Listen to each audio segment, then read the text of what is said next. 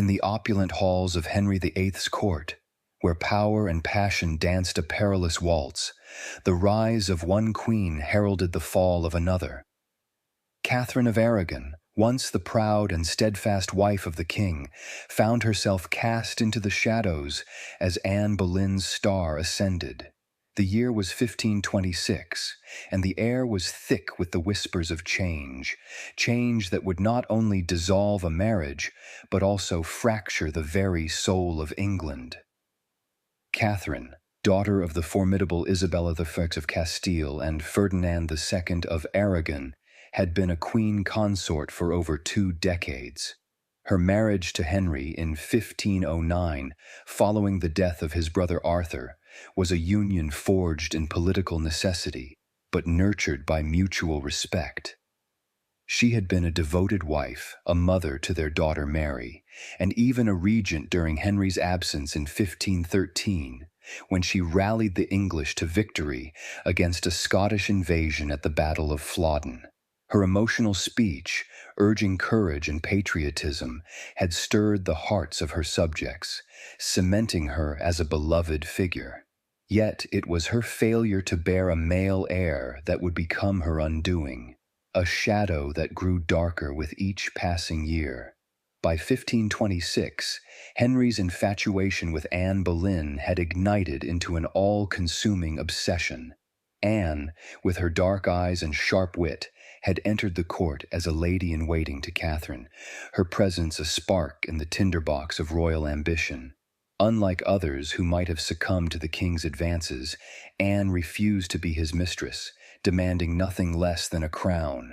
This bold stance set in motion a chain of events that would upend England's religious and political order.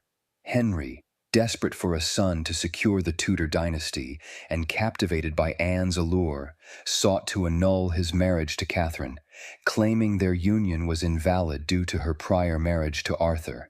The annulment process was a labyrinth of political and religious obstacles.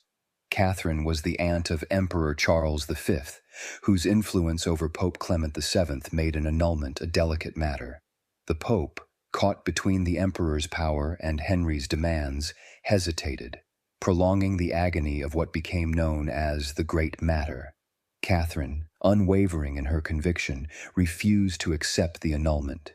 She publicly swore in 1529 at Blackfriars Court that her marriage to Arthur had been unconsummated, thus valid in the eyes of God and the Church.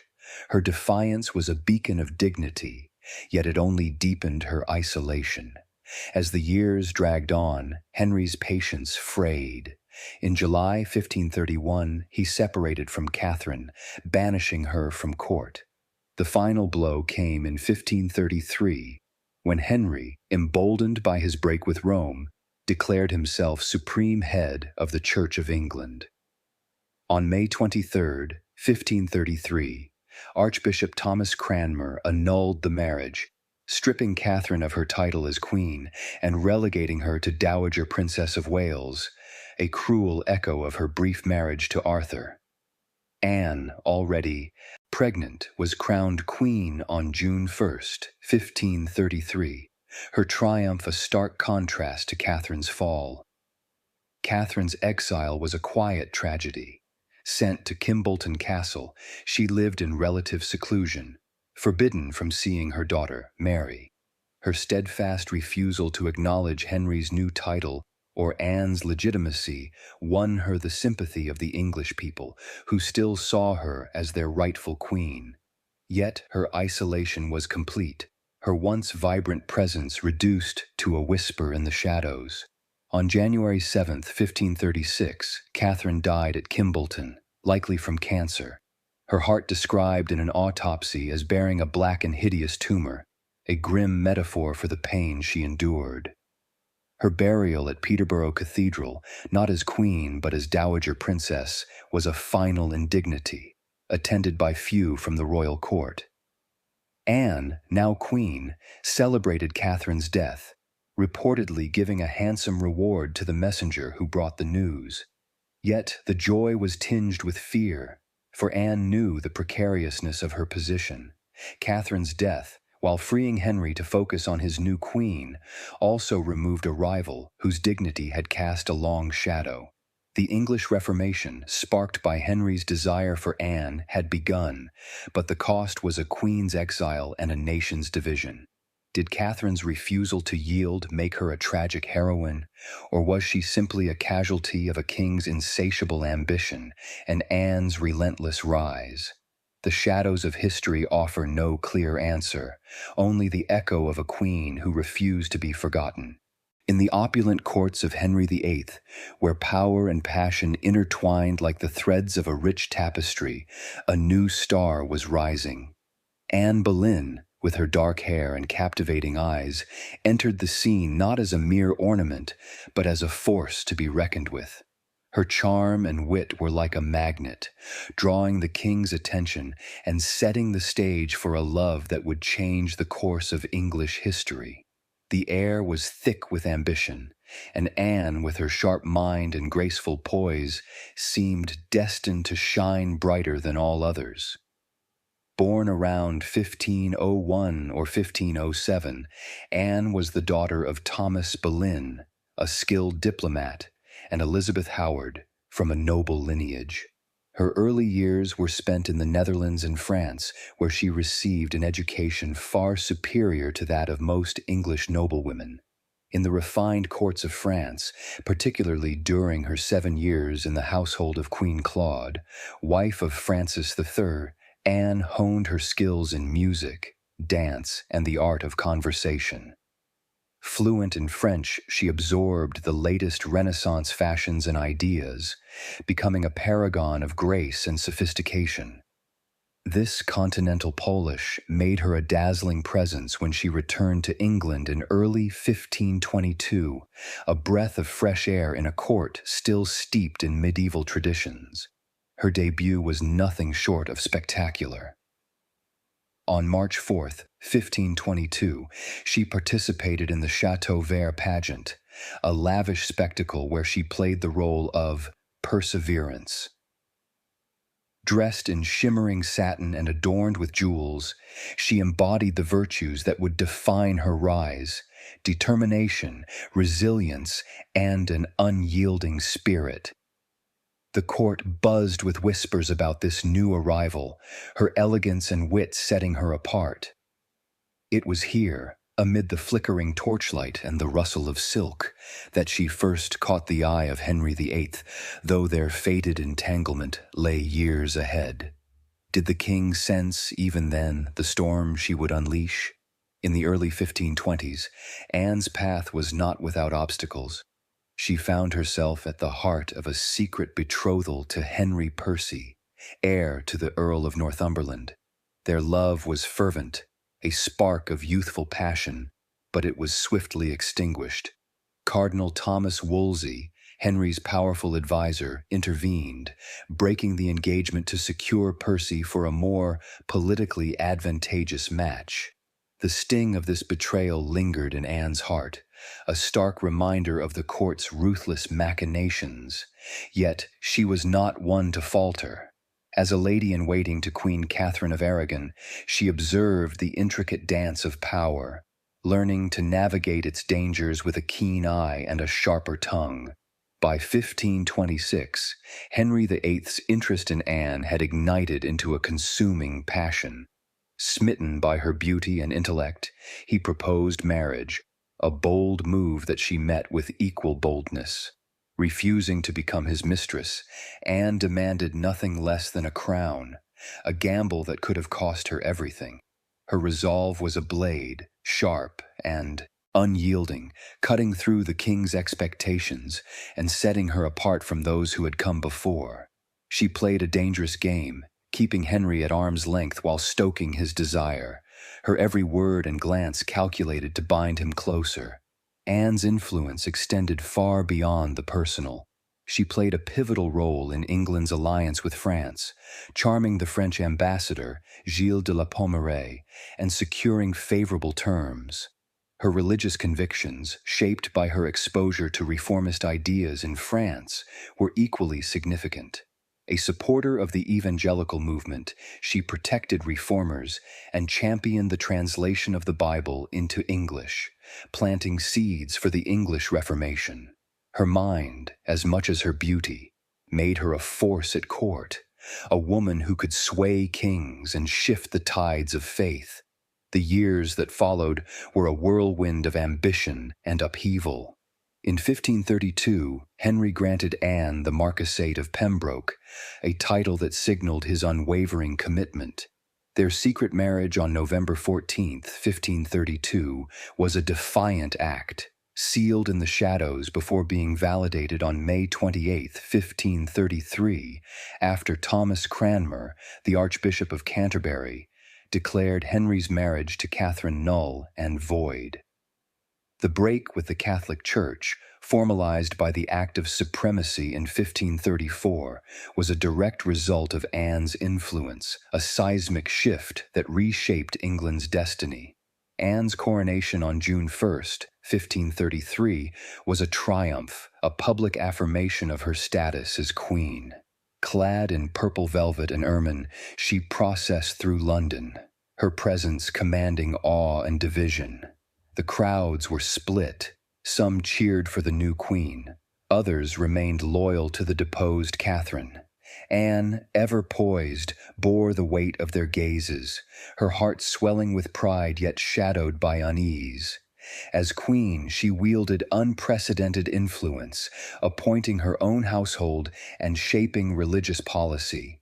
Her pregnancy, announced soon after her marriage, carried the hope of a male heir, though the birth of a daughter, Elizabeth, in September 1533, would prove both a joy and a vulnerability. Anne's rise was meteoric, a testament to her intelligence, ambition, and the favor of a king who would defy popes and tradition to possess her. Yet even in her moment of triumph, the shadows were gathering. The court, a nest of vipers, watched her every move, and the weight of expectation pressed heavily upon her. Was Anne's rise a triumph of her own making, or was she a pawn in a larger game, manipulated by the very power she sought to wield? The answer, like the woman herself, remains cloaked in mystery, a shadow cast across the pages of history. The 1st of June, 1533, dawned with the promise of glory, as London's streets pulsed with the grandeur of a royal coronation.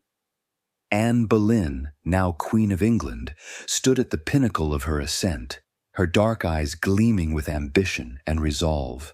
The city had been transformed into a stage for her triumph, yet beneath the splendor, the air was thick with whispers of discontent, like shadows creeping at the edges of a blazing fire.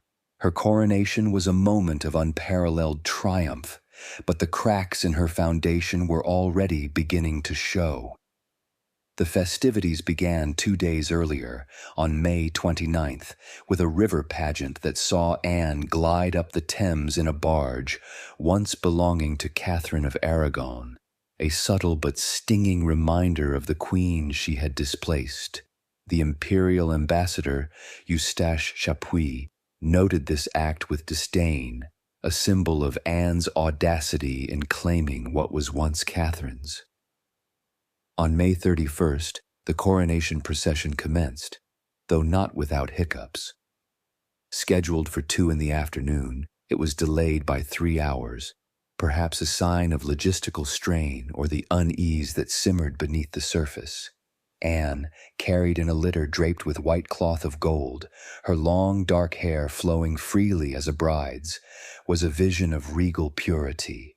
Above her, a canopy of gold was held by the barons of the Cinque Ports, shielding her from the sun and the scrutiny of a divided populace. The route from the Tower of London to Westminster Hall was a spectacle of artistry and politics. At Fenchurch Street, children dressed as English and French merchants greeted her, a nod to the alliances Henry sought to strengthen.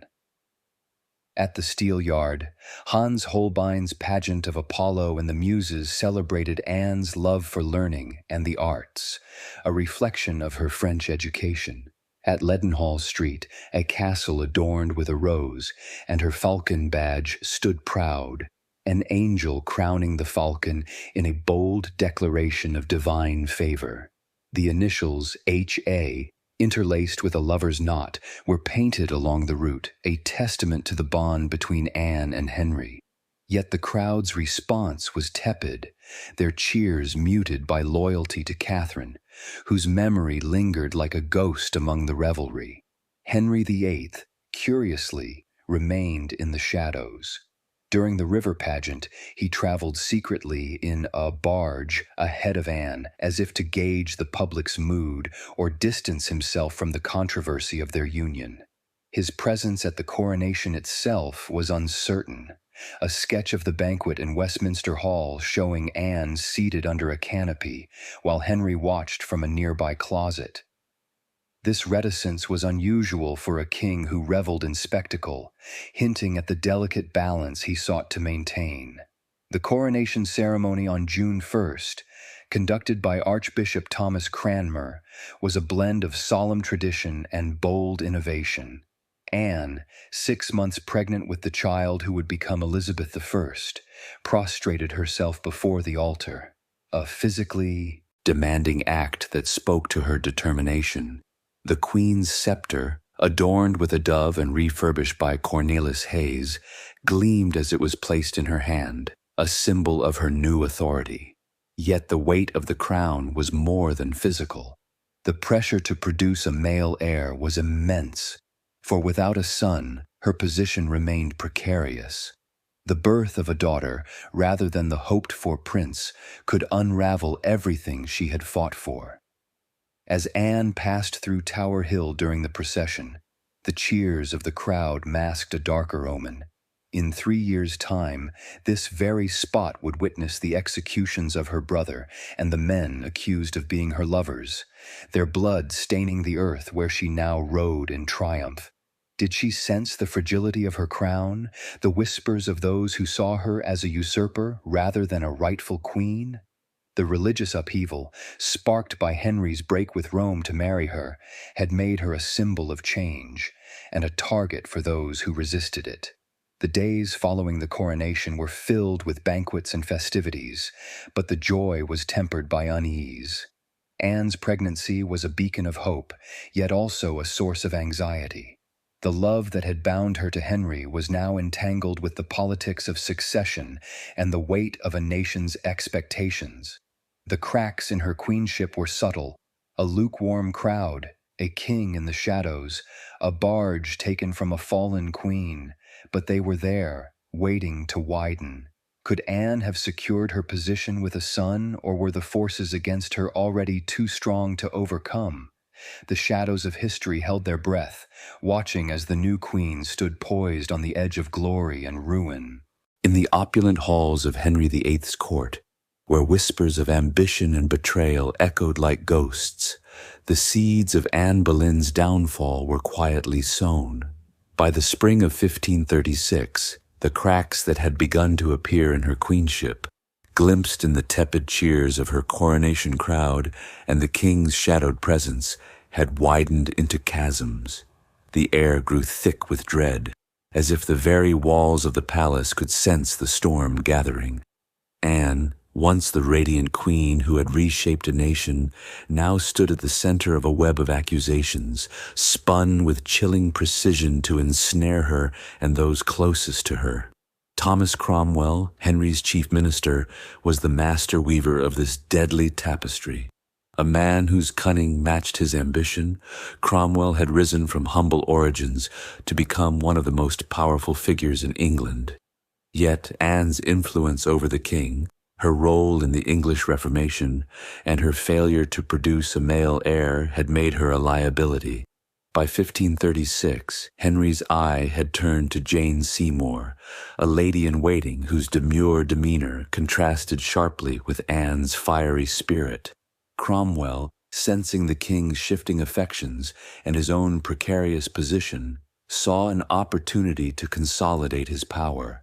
The queen, once an ally in reform, had become a rival, and her removal would clear the path for both Henry's new love and Cromwell's continued dominance. The first thread of the web was drawn tight on April 30th, 1536, when Mark Smeaton, a young musician in the royal household, was arrested and accused of adultery with the Queen. Smeaton, a man of lower status than the courtiers who surrounded him, was the only one of the accused to confess, though whispers persist that his admission was extracted through torture, a grim possibility that casts a shadow over the justice of the time.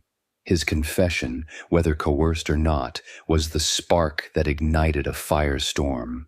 Within days, 4 more men were arrested. Sir Henry Norris, a trusted friend of the king and groom of the stool, Sir Francis Weston, a charming young courtier, Sir William Brereton, a groom of the Privy Chamber, and most shockingly, Anne's own brother, George Boleyn, Viscount Rochford. Each was charged with adultery, and George faced the additional heinous accusation of incest with his sister. The charges were as sensational as they were calculated, designed to shock the court and the nation.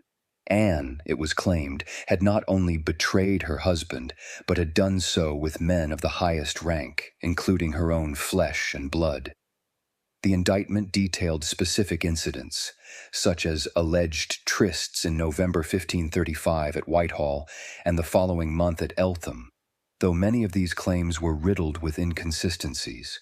Some of the accused were not even present at the times and places specified, a fact that mattered little in a court where the king's will was law. The implication was clear. If Anne could commit such acts, she was capable of any treachery, even plotting Henry's death, a charge of treason that carried the ultimate penalty. The court buzzed with the news, the accusations spreading like wildfire through the halls of Greenwich and Westminster.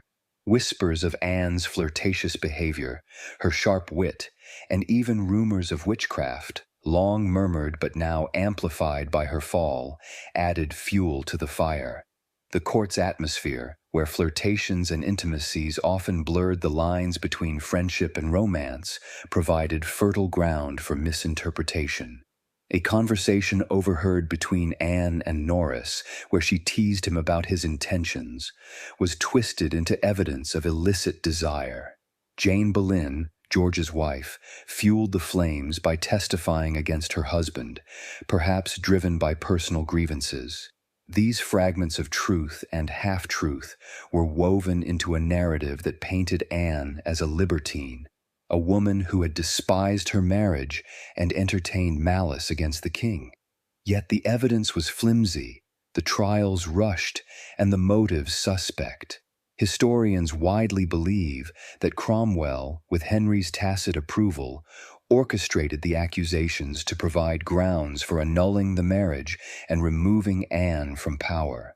The rise of Jane Seymour, whose coy demeanor had marvelously increased Henry's affection, was not the cause but a symptom of Anne's downfall. The charges served a dual purpose.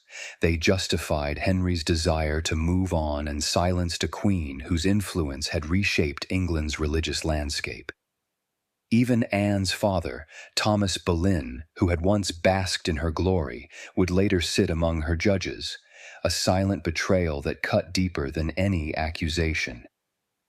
As Anne was arrested on May 2nd, 1536, and taken by barge to the Tower of London, the web closed around her.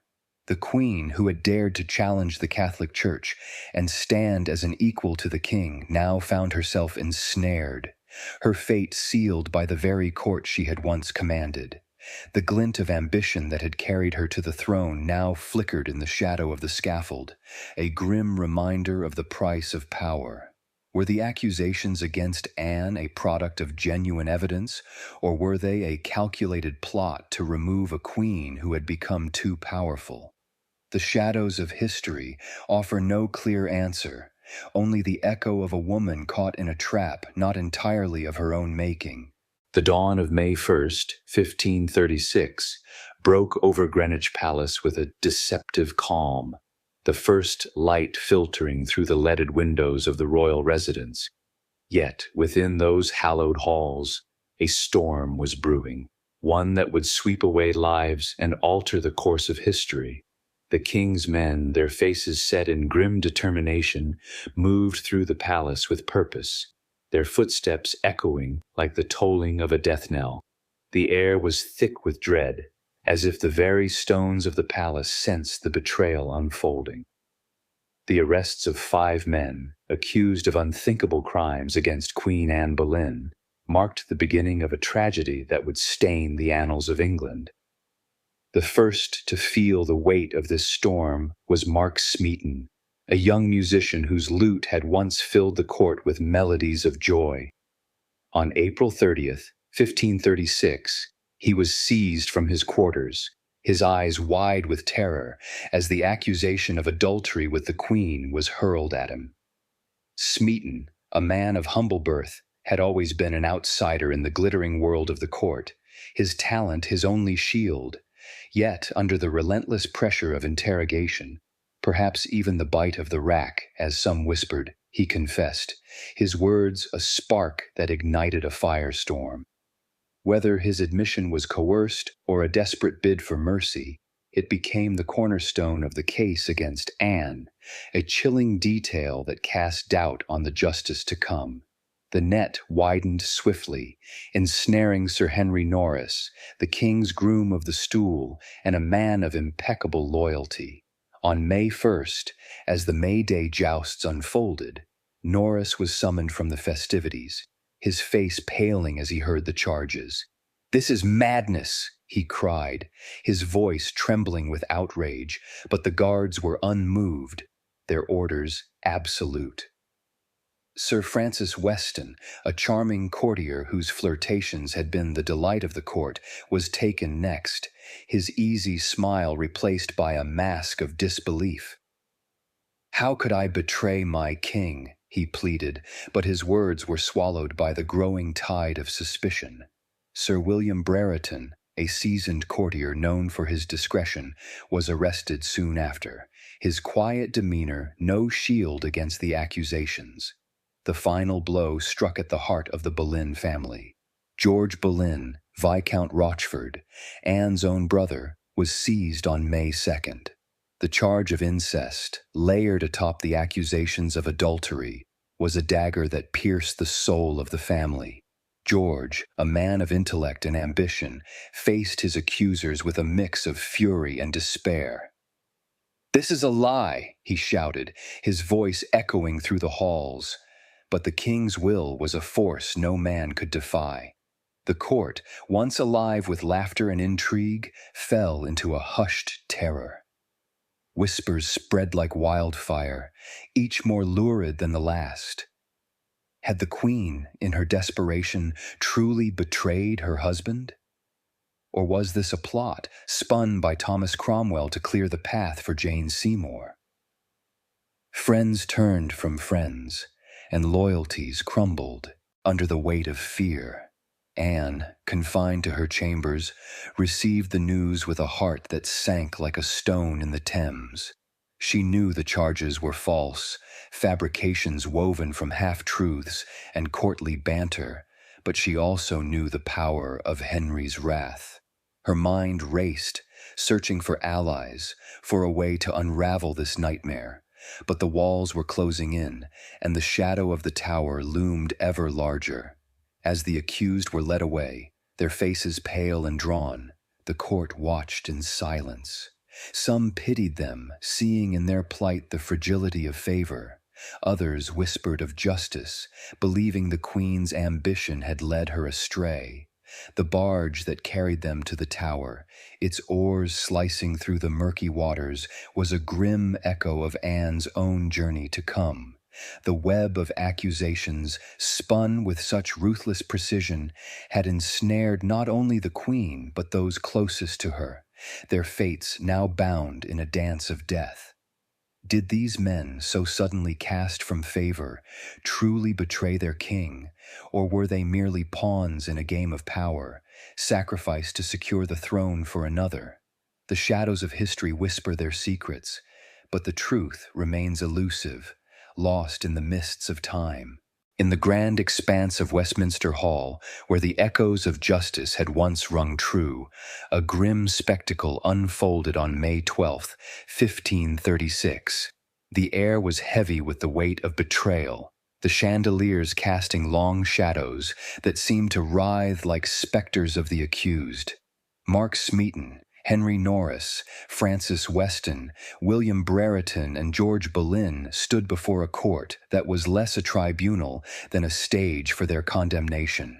The trials of these men, accused of adultery with Queen Anne Boleyn, were a chilling prelude to her own downfall, their fates bound by a web of lies spun with ruthless precision. The hall was packed with nobles, their faces a mix of curiosity and unease, as the Duke of Norfolk, Anne's uncle, presided over the proceedings. Among the judges sat Thomas Boleyn, Anne's father, his presence a silent wound that cut deeper than any accusation. The charges were read aloud: adultery with the Queen, and for George, the added horror of incest, each word a hammer striking the accused. The evidence was thin, a patchwork of Mark Smeaton's confession, possibly torn from him by the rack's cruel embrace, and misinterpreted snippets of courtly banter. Specific dates and locations, such as alleged trysts at Greenwich in October 1535, were cited, though many were demonstrably false, as some of the men were not even present.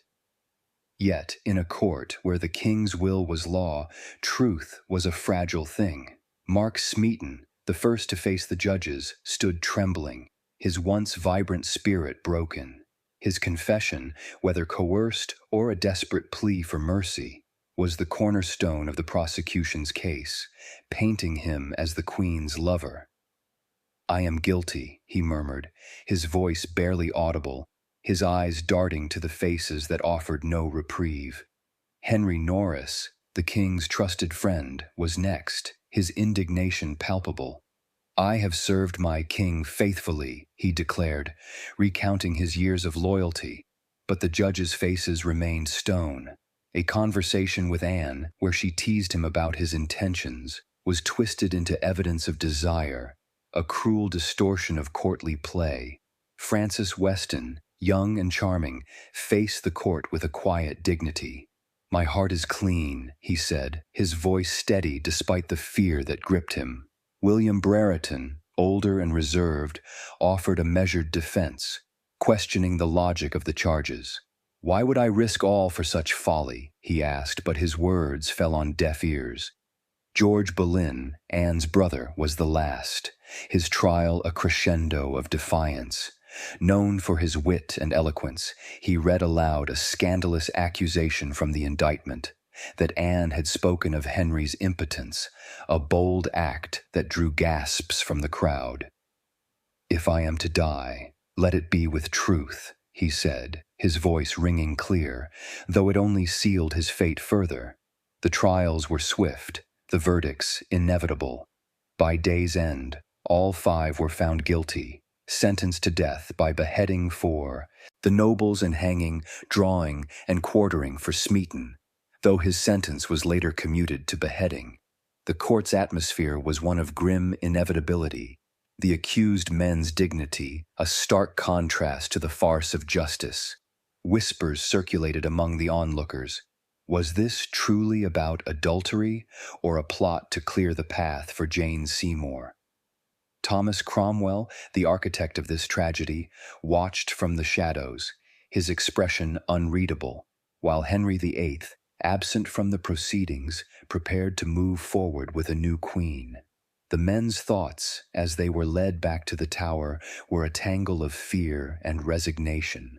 Norris, who had dined with Henry only days before, wondered if loyalty had ever meant anything. Weston, thinking of his wife and infant son, felt the sting of leaving them behind. George, his mind on Anne, prayed for her strength, knowing their fates were intertwined. The trials had not only condemned them, but had tightened the noose around the Queen, her own trial looming like a storm on the horizon. As the hall emptied, the echoes of the accused's voices lingered, a haunting reminder of the fragility of favor. The glint of the axe, soon to fall, cast its shadow over the court, a grim promise of the bloodshed to come. Was justice served in these trials, or were they a cruel mockery of truth, orchestrated to silence a queen and her allies? The shadows of history hold their secrets close, offering only the bitter taste of a verdict written in blood. The morning of May 17th, 1536, broke over London with a sky heavy and gray, as if the heavens themselves mourned the tragedy unfolding on Tower Hill. The scaffold, a crude wooden platform hastily erected for its grim purpose, stood stark against the backdrop of the tower's ancient walls. A crowd had gathered, their murmurs a low hum of curiosity and dread, drawn to witness the execution of 5 men: Mark Smeaton, Henry Norris, Francis Weston, William Brereton, and George Boleyn, whose names had been tarnished by accusations of adultery with Queen Anne Boleyn. The air was thick with the scent of fear, and the glint of the executioner's axe caught the pale light, a silent promise of the bloodshed to come. The men condemned just 5 days prior in the farce of a trial at Westminster Hall were led from their cells in the Tower, their faces pale but resolute. The journey to the scaffold was short, yet each step seemed to carry the weight of a lifetime. Mark Smeaton, the musician whose confession had ignited this firestorm, was the first to ascend. His slight frame trembled, his eyes scanning the crowd for a flicker of mercy that would not come. "Pray for me," he whispered, his voice breaking, "for I am a sinner." But not as they say. His words, tinged with ambiguity, hinted at a coerced confession, a shadow that lingered over his final moments. The axe fell swiftly, and his body was carried to an unmarked grave near the tower's chapel, a forgotten footnote in the court he once served. Henry Norris followed, his bearing that of a man who had served the king with unwavering loyalty. As groom of the stool, he had been privy to Henry's innermost thoughts, yet now he stood betrayed. "I did not betray my king," he declared, his voice steady, addressing the crowd with a dignity that silenced their murmurs. "Let my death be a testament to my truth." His words, a quiet rebuke to the injustice, were cut short by the axe, his blood soaking the scaffold's timbers. Francis Weston, young and vibrant, was next, his thoughts turning to his wife and infant son. "I die for no crime but love of my queen," he said, his smile bittersweet, a final act of defiance against the lies that condemned him. William Brereton, older and more reserved, faced the crowd with a calm that belied the storm within.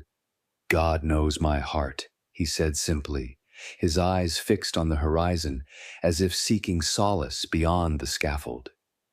His execution was swift, the crowd's silence a testament to the weight of his fall. Last was George Boleyn, Anne's brother, whose eloquence had shone even in the courtroom's mockery. He stepped onto the scaffold with a fire in his eyes, his voice ringing clear. "I am innocent of these charges," he proclaimed, "and I pray for my sister, who faces the same injustice." His mention of Anne, still imprisoned in the Tower, drew gasps, a bold reminder of the greater tragedy to come. The axe fell, and with it, the last of the awaited Boleyn name was extinguished on that bloodied stage. The executions, witnessed by hundreds, were a public spectacle meant to affirm the king's justice, yet they left a bitter taste. Thomas Cromwell, watching from a distance, saw the culmination of his plot, his face impassive as the bodies were carted away. Henry VIII, absent from the scene, was already turning his thoughts to Jane Seymour, whose demure presence promised a new beginning. The crowd dispersed, some whispering of the men's courage, others of the Queen's impending fate. The scaffold, now slick with blood, stood as a grim monument to the fragility of favor, its shadow stretching toward the Tower where Anne awaited her own reckoning. Each man's death was a thread in the tapestry of Anne's downfall, their blood a prelude to the stroke that would claim her. The unmarked graves, hidden beneath the earth, were a stark contrast to the glory they once knew, a silent testament to the cruelty of Tudor politics. The court, now quieter, felt the chill of fear, knowing that no one was safe from the king's wrath. Did the deaths of these men appease Henry's anger, or did they merely deepen the stain of injustice on his reign? The shadows of history offer no comfort, only the echo of lives cut short by a blade that spared none. The barge that carried Anne Boleyn to the Tower of London on May 2nd, 1536, cut through the Thames with a silence that belied the storm within her heart. The river, a mirror of the gray sky above, reflected the weight of her fate as the Traitor's Gate loomed ahead, its stone arch a portal to a nightmare. The air was thick with the chill of betrayal, the oars' rhythmic splash a funeral dirge for the queen who had once sailed these waters in triumph. Anne, her dark eyes wide with a mix of fear and defiance, stepped onto the tower's cobbled stones, her world reduced to the walls that now confined her. The glint of the guards' halberds, catching the fading light, was a grim reminder of the power that had turned against her. Anne was no common prisoner. She was lodged in the Queen's lodgings, the same apartments where she had prepared for her coronation 3 years prior, a cruel irony that cut deeper than any blade. The rooms, adorned with tapestries and polished oak, were a mockery of her former glory, their opulence a stark contrast to the accusations that bound her: adultery with 5 men, incest with her brother George, and treason against the king. Sir William Kingston, the constable of the Tower, was her keeper, his courteous demeanor a thin veil over the reality of her captivity. Anne, ever the queen, demanded to know her crime, her voice sharp as she declared, "I am innocent, and the king will hear me." But the king's heart, once hers, was now with Jane Seymour, and his ears were deaf to her pleas. The days in the Tower were a crucible of emotion. Anne's mind, sharp and restless, churned with memories of her rise, the Chateau Vert pageant where she first caught Henry's eye, the secret marriage that defied a pope, the coronation that crowned her ambition. Now those moments seemed like dreams, shattered by the executions of her brother and the men accused with her. On May 17th, 1536, she learned of their deaths on Tower Hill, the news delivered by Kingston with a somber bow. George, her confidant and ally, was gone, his eloquent defense silenced by the axe. Norris, Weston, Brereton, and Smeaton followed, their blood a grim prelude to her own fate. "They died for me," she whispered, her voice breaking, the weight of their loss a stone upon her chest. Anne's behavior in the Tower was a tapestry of defiance and despair. She prayed fervently, her lips moving over the Psalms, seeking solace in the faith that had shaped her reformist ideals. Yet moments of hysteria broke through, as recorded by Kingston. She laughed at times, a wild, unsettling sound that echoed through the stone corridors, perhaps at the absurdity of her plight or the madness of a court that had turned on her. "The king cannot believe such lies," she said, her laughter fading into sobs, her hands clutching the velvet of her gown. This erratic mirth, a haunting detail, was a window into a soul stretched to breaking, yet still clinging to hope. Her ladies-in-waiting, assigned by Cromwell and no friends to her cause, watched her closely, reporting every word. Anne, aware of their scrutiny, spoke with care, yet her thoughts spilled out in fragments. She mused on Jane Seymour, calling her no great beauty with a bitter smile, and worried for her daughter Elizabeth, left vulnerable by her fall. The Tower's walls, cold and unyielding, seemed to close in, each creak of the door a reminder of the trial to come. She wrote to Henry, a letter pleading her innocence, but it went unanswered, lost in the shadows of his new love. The Tower, both fortress and prison, was a world unto itself, its history steeped in blood. Anne knew of Margaret Pole, another prisoner, and the ghosts of past queens who had faced similar fates. Yet she held her head high, her dignity a shield against the despair that threatened to engulf her. The memory of her coronation, when these same walls had echoed with cheers, haunted her, a cruel echo of what was lost.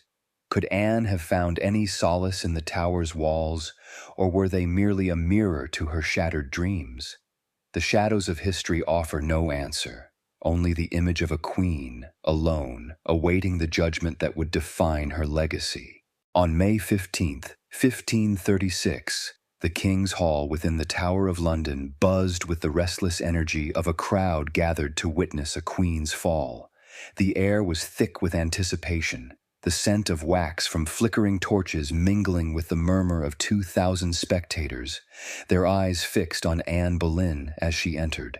Clad in a black velvet gown, her dark hair bound beneath a gable hood, she stood tall, her composure a defiant shield against the accusations that sought to shatter her. The trial of Anne Boleyn, charged with adultery, incest, and treason, was less a pursuit of justice than a carefully staged spectacle, its verdict written in the king's will long before the first word was spoken. The Duke of Norfolk, Anne's uncle, presided over the court, his stern face betraying no kinship as he read the charges. 26 peers, including Henry Percy, her former betrothed, and her father, Thomas Boleyn, sat in judgment, their presence a gallery of betrayal. The accusations were lurid: adultery with Mark Smeaton, Henry Norris, Francis Weston, William Brereton, and her brother George Boleyn, whose execution 2 days prior hung over the proceedings like a specter. The charge of incest, coupled with claims of plotting the king's death, painted Anne as a monster, a woman whose ambition had led her to unspeakable crimes.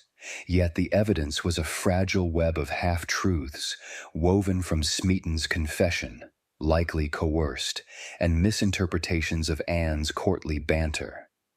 Anne, granted the right to speak, faced her accusers with a clarity that silenced the hall. "I am innocent of these charges," she declared, her voice steady, her eyes sweeping the crowd. She recounted her loyalty to Henry, her role in bearing Elizabeth, and her adherence to the Reformed faith that had reshaped England. Addressing the adultery charges, she admitted to friendships, but denied any impropriety, her words sharp as the glint of a dagger from her coronation procession. "I have loved my king and served my country," she said, "and if I am to be judged, let it be by truth." Her defense was eloquent, a testament to the wit that had once captivated a king, but the judges' faces remained impassive, their minds made up by Thomas Cromwell's unseen hand. The prosecution leaned heavily on Smeaton's confession, though his absence, his blood already spilled on Tower Hill, left gaps that witnesses like Lady Rochford, George's wife, filled with venomous testimony. Jane Boleyn's claims of incest, possibly driven by personal grievances, were a knife to Anne's heart, yet she met them with a calm rebuttal, questioning their plausibility. The dates and locations cited in the indictment, such as alleged trysts at Westminster in 1535, were riddled with errors, some placing Anne where she could not have been. But truth was no match for the king's desire for a new queen. Henry VIII, absent from the trial, was already planning his marriage to Jane Seymour, his heart as distant as the Thames that carried Anne to her prison. The trial's public nature, with 2,000 onlookers, was a chilling departure from the privacy afforded most royal trials, a spectacle designed to humiliate and affirm Henry's power. The crowd, a mix of nobles and commoners, whispered of Anne's fate, some pitying her grace, others eager for her fall. As the guilty verdict was pronounced, a low gasp rippled through the hall, though Anne stood unmoved, her dignity unbroken. Sentenced to death by burning or beheading at the king's pleasure, she bowed her head, her lips moving in silent prayer, perhaps for her daughter, Elizabeth, left vulnerable by her mother's ruin. The judges, including her father, whose silence was a wound deeper than any accusation, filed out, their task complete. Cromwell, watching from the shadows, saw his plan unfold, the path cleared for Jane Seymour's rise. Anne was led back to her lodgings, the weight of the verdict a chain around her heart. The memory of her coronation, when these same walls had rung with cheers, haunted her, a cruel echo of a time when she was England's hope. Now she was its scapegoat, her trial, a mirror of the injustice that had claimed her brother and friends. Was Anne's trial a mere formality, or did she hold any hope of swaying her judges in the face of such overwhelming betrayal? The shadows of history offer only the image of a queen, standing alone, her voice echoing in a hall that had already condemned her. In the dim light of her cell in the Tower of London, Anne Boleyn sat alone, the silence of the stone walls broken only by the soft murmur of her prayers. It was May 18th, 1536, and the world beyond the Queen's lodgings had grown distant, a fading echo of the court where she had once reigned. The air was heavy with the scent of damp stone and wax, the candles casting flickering shadows that danced like memories across the tapestries. Anne, her dark eyes tracing the patterns of her past, was a queen no longer, but a woman stripped bare by betrayal, her thoughts a river of faith, regret, and unyielding defiance.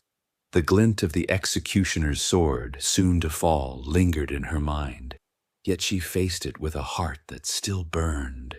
Her days in the Tower had been a crucible, each hour a mirror to her life. She thought of her youth in France, where the courts of Queen Claude had shaped her wit and grace, and of her return to England, where the Chateau Vert pageant had first drawn Henry's gaze. Those moments, so vivid, seemed like dreams now, overshadowed by the reality of her fall. Her marriage to Henry, sealed in secret on November 14th, 1532, had been a triumph of love and ambition, yet it had unraveled under the weight of a daughter instead of a son.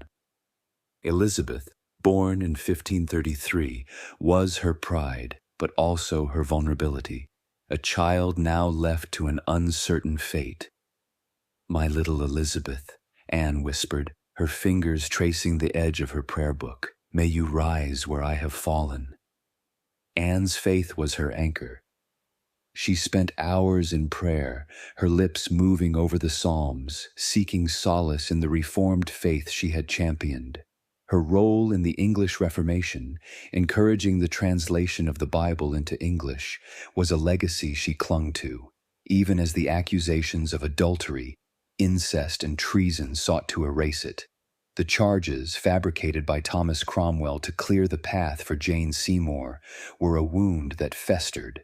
She recalled the trial, the cold faces of her judges, her father among them, and the crowd's gasps as the guilty verdict was read. "They lied," she murmured, her voice a mix of anger and sorrow. "But God knows the truth." Her thoughts turned to the men who had died for her. George, her brother, whose eloquence had shone on the scaffold, and Norris, Weston, Brereton, and Smeaton, their blood a grim prelude to her own fate. Their executions on May 17th, 1536, had left her hollow, each loss a thread pulled from the tapestry of her life. She wondered if Henry, now enthralled by Jane Seymour, had ever truly loved her, or if she had been a pawn in his quest for power. The letter she had written to him, pleading her innocence, had gone unanswered, its words lost in the shadows of his new desire. "Was I ever more than a means to an end?" she asked the empty room, her voice trembling. Yet Anne's spirit was not broken. In a chilling act of preparation, she had asked her ladies to stage a mock execution, placing a block before her to practice kneeling. "Let me do it well," she said, her laughter sharp and brittle, a haunting blend of defiance and dread. This request, noted by Kingston, was a testament to her resolve to face death with the same grace that had defined her life. She spoke of her executioner, a swordsman from Calais, and hoped for a swift stroke, her hand brushing her neck as if to ward off the fear. Her ladies, assigned by Cromwell and no allies, watched her closely, their reports a constant reminder of her isolation.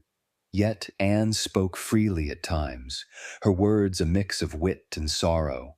She jested about Jane Seymour, calling her a plain face for a queen, and worried for her daughter's future. The Tower's walls, once a backdrop to her coronation, now closed in, each creak of the door a reminder of the dawn to come.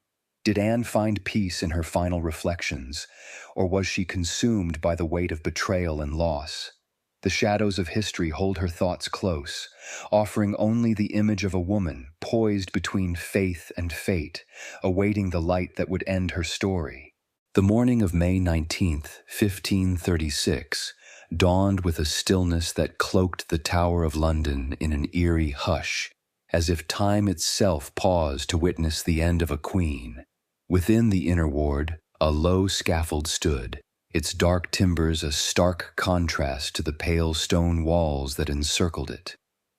Anne Boleyn, once the radiant heart of Henry VIII's court, emerged from the Queen's lodgings, her step steady despite the weight of her fate.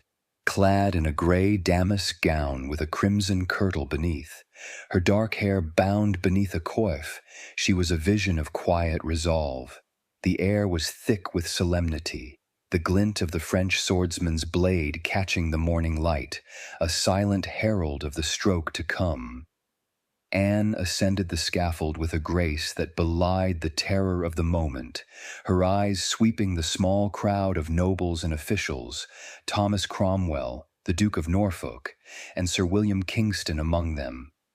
Unlike the public executions of her brother George and the other men on Tower Hill, Anne's death was a controlled affair, limited to a select audience to stifle any swell of sympathy. This deliberate choice, a chilling detail, underscored the king's intent to erase her from England's heart as swiftly as the sword would end her life. Yet Anne's presence, poised and unyielding, defied their efforts, her dignity a light that no shadow could extinguish. Standing before the crowd, Anne delivered her final speech, her voice clear and unwavering. "Good Christian people," she began, "I am come hither to die, for according to the law I am judged, and I will not speak against it." She praised Henry VIII, praying for his long and prosperous reign, a diplomatic gesture that masked the injustice of her fate. "If any person will meddle with my cause," she added, "I require them to judge the best." Her words, carefully chosen, were a subtle plea for history to see her truth, a seed planted for her daughter, Elizabeth, who would one day reign. She forgave her executioner, kneeling to pray, her lips moving over the psalms that had sustained her in the Tower. The swordsman from Calais, specially summoned for his skill, stood ready, his weapon a departure from the axe that had claimed her alleged lovers. Anne had requested a swift stroke, her hand brushing her neck in her final days as if to ensure its grace would not be marred. As she removed her coif and blindfolded herself with a cloth, her ladies-in-waiting, some weeping, adjusted her gown. "To Jesus Christ I commend my soul," she whispered, her voice a thread of faith in the face of death. The crowd held its breath, the silence broken only by the rustle of her dress and the distant call of a raven. With a single clean stroke, the sword fell, and Anne's life ended, her blood pooling on the scaffold as her ladies rushed to cover her body with a cloth. The onlookers, stunned by her composure, stood in silence, some crossing themselves, others turning away. Cromwell, his face impassive, saw his plan complete, while Norfolk, her uncle, betrayed no emotion, his loyalty to the king absolute. Henry, absent from the scene, was already preparing for his betrothal to Jane Seymour, set for the following day, May 20th, 1536. Anne's body was placed in an arrow chest, too small for her frame, and buried without ceremony in the chapel of St. Peter ad Vincula, near the unmarked graves of her brother and the others. The haste of her burial, a final indignity, contrasted the pomp of her coronation 3 years prior, when these same walls had echoed with cheers. The tower, now quiet, seemed to exhale, its stones bearing witness to a tragedy that would echo through time. Anne's execution, though meant to erase her, only deepened her enigma. Her final words, a challenge to history's judgment. The memory of her coronation procession, with its fire-spouting dragon and Holbein's pageants, lingered like a ghost, a reminder of the queen who had dared to reshape a nation. Did Anne's dignity and death redeem her legacy, or was it overshadowed by the injustice that brought her to the scaffold? The shadows of history hold her final moments close, offering only the image of a woman who faced the sword with a courage that outshone the blade itself. The scaffold within the Tower of London stood empty on May 20th, 1536, its timbers still stained with the blood of Anne Boleyn. Yet the world beyond its walls had already begun to turn.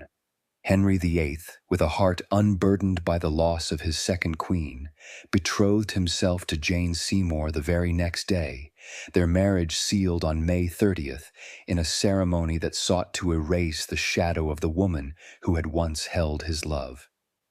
The court, ever quick to adapt, whispered of new beginnings, but the air remained thick with the echo of Anne's final words, her plea for history to judge her kindly. Though her life had ended, Anne's legacy was a flame that no royal decree could extinguish, its light destined to shine through the reign of her daughter, Elizabeth. Anne's execution, orchestrated by Thomas Cromwell to clear the path for Jane Seymour, was meant to obliterate her from England's memory. Her falcon badge, once proudly displayed at her coronation, was defaced or removed from royal residences, a chilling act of erasure that sought to wipe her from the tapestry of the Tudor dynasty. Portraits were destroyed, her initials scraped from palace walls, and her name became a forbidden whisper in the halls where she had once danced. Yet history is a stubborn keeper of truths, and Anne's influence could not be so easily undone. Her role in the English Reformation, championing the translation of the Bible and supporting evangelical reform, had set England on a path that would define its future, a legacy etched in the nation's soul. Her daughter, Elizabeth, born on September 7, 1533, was Anne's greatest triumph, though she was only 2.5 at the time of her mother's death. Declared illegitimate and stripped of her title as princess, Elizabeth grew up in the shadow of her mother's tragedy. Yet she inherited Anne's intellect, wit, and unyielding spirit. When Elizabeth ascended the throne on November 17, 1558, she became a queen whose reign would rival the greatest in history. Her 45 years of rule, a testament to the strength Anne had passed down. The glint of Anne's ambition, seen in the Chateau Vert pageant where she first caught Henry's eye, flickered in Elizabeth's eyes as she navigated a fractured Europe, proving that a woman could rule with the power of a king. The men who died with Anne, George Boleyn, Henry Norris, Francis Weston, William Brereton, and Mark Smeaton, were not forgotten, their deaths a grim reminder of the cost of Tudor politics. Their blood, spilled on Tower Hill, was a prelude to Anne's own, and their memory lingered in the whispers of those who questioned the justice of their fate. The court, now centered on Jane Seymour, moved forward, but the scars of 1536 remained, a silent acknowledgement of the price paid for a king's desire. Jane bore Henry a son, Edward, in 1537, but her death soon after left Henry to marry 3 more times, none recapturing the passion he had felt for Anne. Anne's story, though suppressed in her time, grew into a legend, her life a mirror to the dangers of power and the fragility of love. Historians, sifting through the shadows of her trial, have largely agreed that the charges against her were fabricated, a plot woven by Cromwell to serve Henry's will. Yet her charisma, her defiance, and her faith made her more than a victim. She was a catalyst, a woman who reshaped a nation even as it sought to destroy her. The Tower, where she spent her final days, became a shrine to her memory, its stones whispering of a queen who faced the sword with courage. As the years passed, Anne's influence seeped into the fabric of England, her daughter's reign a living monument to her legacy. The religious reforms she championed took root, and the court she had once dazzled became a stage for Elizabeth's brilliance. Did Anne's death shape England's future more than her life, or was her legacy secured by the daughter she left behind? The shadows of history offer no single answer, only the enduring image of a woman whose fire burned too brightly to be extinguished, even by the blade that claimed her. And so, dear listener, the tale of Anne Boleyn fades, like a candle's flame dwindling in the quiet of night. Her life, a tempest of love and betrayal, has left its mark upon the ages, her spirit woven into the fabric of a nation reborn. Let the horrors of her end, the scaffold, the sword, the silenced voices, drift away, softened by the knowledge that her daughter, Elizabeth, carried her light forward, a beacon through England's golden age.